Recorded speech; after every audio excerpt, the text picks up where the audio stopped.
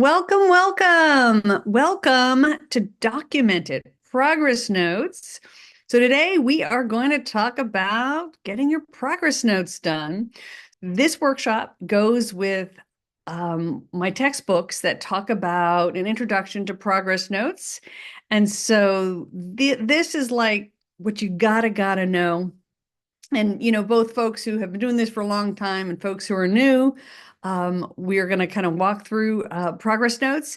And I just want to say up front that I guess I've been working on clinical case documentation for my entire career. And so today's workshop is kind of on the straight and narrow traditional approach to progress notes. If you have it, my books like Mastering Competency, Theory and Treatment Planning and Counseling and Psychotherapy, Case Documentation and Counseling, all of those actually have theory-specific examples of how to do progress notes. So all of my textbooks, I teach a clear, traditional academic version of doing progress notes, and I do teach it in ways that you could learn your clinical theory. So if you have those books, this workshop is designed to go with that. I also just want to note that later in my career, I said, oh my God, these are a lot of work. And so I have developed what I call the 2-minute treatment plan and progress note, which is kind of an all-purpose. I have a unifying framework for psychotherapy, and my 2-minute progress note is kind of a unifying framework for progress notes. I recommend it once you're done with graduate school. And obviously, these two things can work together, but I just like to say I've actually published and taught on a couple of different ways to do progress notes. But today we're going to really get to the heart and soul of it. And just in case you get confused, I just wanted to flag it all. So this workshop can go with any of my textbooks that cover progress notes. And we are just going to help you at the end of this. You're going to understand why we do them, understand what needs to be in them. And I like to keep them really simple. So many of my students will say that, when they leave graduate school, that almost half of their job is doing documentation. And if you're new to this work, I'll tell you most of that documentation is your weekly progress note. And every organization has different standards, but it is so important that you master progress notes. There are a lot of different reasons. So let's jump into really probably our most important clinical document, I would say. In many ways, because this is the one you do every single week. This is the one where if anything goes wrong, people are going to be looking at this to, see what you did and why. And so this is really important because a lot of, when there's crisis and such, it's usually in a progress note where I've done the most documentation of a crisis. So these are some of our most important documents. And so let's learn how to do them well. Okay, so let's go. So I do want to say at the beginning here, for those of you who are at universities who will accept a letter of attendance for an hour of workshop training, you will get that, but you have to stay till the very end. And we're going to use a QR code because, as you can see, we've got several hundred people on this call, and we were overwhelming my staff with one-on-one requests. This started as just one or two people, and word got out. You guys know how to get the word out in this generation here with social media and email. So now we have hundreds of requests every month. So but you do need to stay till the end of this workshop. I'll make sure it's up by 1 o'clock Pacific today. And so, but you just need to attend the entire Zoom, and you can use a QR code to download a letter to provide evidence to your university. It doesn't work for continuing education credits, but it does work for universities who require graduate students to get a certain amount of training each semester. Okay, and we will, and each month I do one of these, and you can always register for those or see what's coming up on therapythatworksinstitute.com/YouTube Live is where you find the listings, and there's usually one per month. So let's go. Okay, document it. So what's really interesting about our profession is that we do work behind a closed door, and most people never see what we do. They don't know what we say. There's usually not a recording of what we say or do. And so it's a strange profession in that important, our documentation is very important in actually protecting us against complaints against us, right?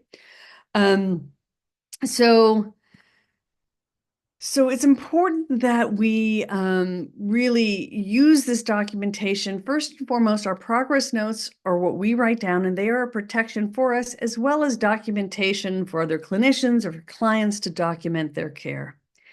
And so increasingly, though, third-party payers, especially if you work for like a government or county agency, they want to have notes done in a very particular way.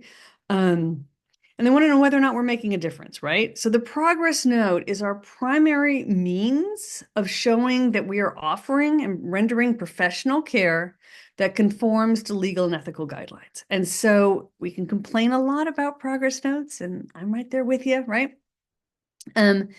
But ultimately, you want to think of progress notes are very important for you as well as the client, but they are what protects us when if things ever go off the rail, these notes are very, very important so that we can show that we have rendered professional services, that we attended to crisis issues, if there are any ever concerns that come about what type of care we provided our clients.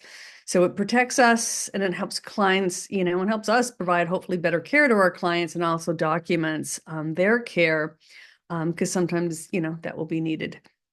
So I'm going to start by making a distinction between progress notes and psychotherapy notes. And in the United States, this is an important distinction. You're going to have to, those of you who are out of country, you may have to look and see what the language is where you live. But in the United States, HIPAA law made a very significant distinction between these two forms of notes. So progress notes are the official medical file. Okay, these are the records that would typically be requisitioned or sent either to a court or to another medical professional. But these are the official medical file, and you have to have them ethically. You have to have them.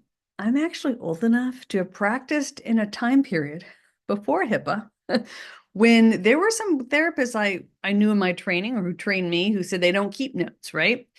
And back in the day, there wasn't a lot of standardization of what into them. And so this HIPAA law, which is a US law around privacy rights in the United States, medical privacy rights, kind of standardized things quite a bit and really has changed the standards. So if you hear anyone in the field saying you don't need to take notes, they don't keep progress notes, that's really not okay, especially if there's any third-party payer. But these are the things that you have to turn over, for example, with a subpoena, and these are typically what you would share with other professionals as well. Where psychotherapy notes are a whole different thing. They are considered the property of the therapist, and they need to be kept in a separate file. And they need to be separated from the medical file. But psychotherapy notes are where you can put some of your case conceptualization, some of your thoughts, some of your notes, some of your reflections, where the medical file should really just be about medical symptoms, depression, anxiety, panic, addiction, those sorts of, but, observable diagnostic symptoms and the mental health interventions you did to address those symptoms. That's what goes in a progress note. They are much simpler, where the psychotherapy note is you kind of hypothesizing, if you want to write all that down, which I don't keep psychotherapy notes because I have a good memory and I keep my conceptualization all in my head. It's one of the reasons when I teach my Unifying Framework, I teach people to use a movie and how to memorize, to listen to what clients are saying and remember what they say. I think it's a real important skill set. But if you want to keep psychotherapy notes, you can, but they have to be kept in a separate place, totally separate file. If you're keeping physical files, they need to be totally separate. Now, there are some, I think, online platforms that will separate these for you as well, but I don't keep psychotherapy notes, but progress notes you must keep, and they are the medical file. So let's talk. So we're going to be talking mostly about progress notes today, because that's really the medical part of the file that you have to do. So let's look at at these progress notes. So they're required by federal regulations in the United States. And you really want to be very conscious to minimize any damaging information that might be in your progress notes. I like my progress notes to be so, I mean, they're specific to the client and what happened, but they're also, I don't put names. I don't put, you know, if they're having an affair, I'm not going to say who it is in the progress note, right? You need to have it so that it's documenting medical care, but you don't want all the details in there. And I actually don't, most of mine, you would not be able to identify the client per se by reading it, but you would know, what symptoms they had that week and what I did about it, how they reacted to it. But all the details about their life, like if this got subpoenaed into a courtroom, that they would feel safe and protected and that I had their back, right? And even if it goes to another medical professional, right? You don't necessarily want the entire history, especially if there's a lot of difficult, painful memories in there, to necessarily be part of their file. I know that there are folks who work increasingly in medical systems where every doctor and sometimes even the clients themselves have automatic access to the progress notes. In that type of environment, you really want to be thoughtful about what's going in those notes. And you don't want a lot of sensitive information that wouldn't be appropriate. And you can still document you rendered professional care without the nitty-gritty in there.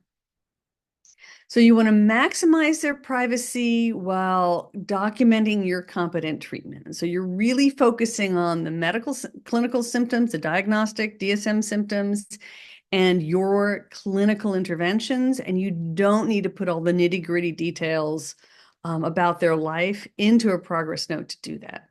Well, the one place where you do get into nitty-gritty details is when there is a crisis like suicide or child abuse. And you had to, let's say you made the decision to breach confidentiality and make a call to Child Protective Services or to have them evaluate, on a psychiatric hold of some kind. So there you are going to need to list out all of the information you received, again, still considering, maximizing privacy.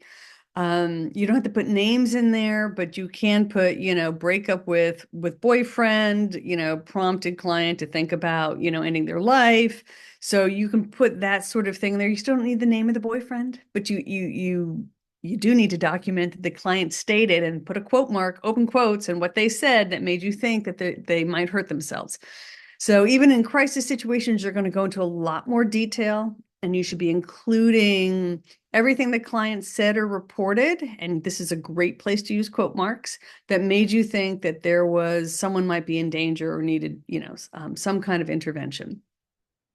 So there's this balance you're always playing with progress notes in terms of maximizing privacy while documenting your competence. And with crisis situations, again, more details to warrant, let's say, breaching confidentiality, again, without putting everyone's name and detailed information, where they work or whatever, into the note.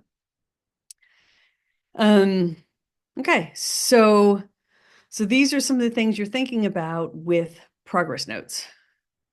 So yeah, so you get additional insurance you want to document your prudent professional care with the crisis situations. It's probably the most important thing you could possibly document. Now, when you're working with third-party payers, right? So I'm thinking here, you're in network with a given organization that gives you a progress note format you have to use. You're at a county organization. They will often require much longer and more detailed progress notes. And this is where actually a lot of the stress in these jobs can come from. They're going to want more detailed assessments, longer assessments often, and symptom information tends to be the demands are usually a lot harder in those sorts of situations. They may have a much longer weekly progress note in terms of, and also regarding, safety and crisis issues, and more specifics on the interventions. But the one thing I want to encourage you is, the one thing a progress note should not be is we discussed la di da da, and this kind of like just general narrative. You want to have a formal structure to it, which we're going to be going into on this. So even if it's long, remember to keep the focus on DSM symptoms and what you did about it, which are clinical interventions. And that's the language. You want to have diagnostic language and theoretical, intervention language, more than just general descriptions of the content. So in terms of options, there are many, many forms of progress notes. There are lots of different ways to do progress notes, and most organizations will pick one if you're in a large organization and have you follow a standard format. And if you aren't handed a progress note form, I recommend you use one of the two I'm going to discuss here. I have one in my textbook that's even, I think, more streamlined than these two. There's a QR code I will give you. We'll go over a basic format that I have that you can use, but definitely use some sort of template more than just like take a blank piece of paper and start writing. Don't do that. That's going to get you a very poor quality progress note and probably spending far more time than you need to on it. So, but the two most common ones are what we call the DAP note and the SOAP note. And I have a variation of those that goes with all my textbooks. So of the two most common formats, and sometimes I use different acronyms here, but the data assessment plan notes are by far preferred, in my opinion, to SOAP notes, but we'll also discuss SOAP notes because in medical environments, they still use SOAP notes. In most clinical mental health environments, we're going to use some variation of data assessment plan, DAP. So the data is going to be a lot of what happened there and their symptoms, right? So what kind, reports, depressed mood, moderate depressed mood most days this week, right? So, or, depressed mood in response to, fires, right? Local fires. So what are anxiety reported, due to local fires? So you can sometimes put, the stressors that may have, if it exacerbated symptoms, increase or decrease in symptoms, but the data is generally about the symptoms and possibly what triggered them. And then the assessment is kind of looking at the symptoms, maybe, how things went over this, the outcome of the session, and course of therapy, treatment goals, and meeting objectives. And the plan can be both what you did in session as well as what the homework was, what you plan to do for the next session. So the data assessment plan is a very common format, and so you'll see different organizations will use this in different ways, but basically you're getting the symptoms and the assessment, like a change in diagnosis. And then the plan is what you did in session, what you have them do after session, and when you plan to meet again, and what you plan to do in that next session. So those are the three basic elements in the DAP note. And then the SOAP note is a classic one that is used in medicine. And so especially if you're working in a hospital or inpatient environment, you're going to probably see this if you have a physician who is your medical director. But these don't translate well to mental health, and I'll show you why. In fact, I've seen different organizations use the SOAP note differently in mental health, interpret it differently. So even what I'm telling you, it's so awkward to use SOAP notes, I think, in mental health, that different organizations will even do this differently. This is why I have a form in my book. So, but subjective observations, now this makes sense. It's the client's narrative or what their reported symptoms are. But normally for the subjective observations, you still want to not get into too much of the story, but more what their symptoms are, increased or decreased depression or anxiety, duration, frequency, and severity typically is what you'll put here. Objective observations. So this is what gets awkward in mental health. Objective observations are medicine, it's what the test results were, what the physician saw in the room. So you can put technically it's supposed to be your objective. And of course, in mental health, we know that we are subjective beings as well. But what we observed in the session, but anything that is a little more external objective. But if you gave them like a symptom questionnaire, you could put the results to that in here. Certainly if you saw like cut marks on a client, that would be an objective observation. And some people will put like the behaviors that a client reports, even though technically in a medical setting, they are objectively observing them on behalf of the client. I know mental health people who will put the behaviors or maybe the behaviors during session here. But it is a little more awkward and usually a shorter section in mental health. But the assessment is the summary of the symptoms, the assessment, the diagnosis, any differential diagnosis considerations. So if you ruled out a diagnosis, you could put it there. And then you come again with the plan, which is the treatment plan, including any instructions and medications. You would put your interventions technically for the session off in there. Some people put that interventions in the assessment.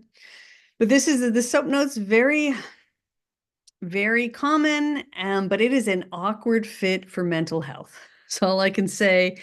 And so you can use this as a general guideline, but definitely you would want to use the guidance of your supervisor as to what your organization wants in these sections. I have seen mental health organizations redefine what each letter means and to redefine each one so that it fits better for mental health.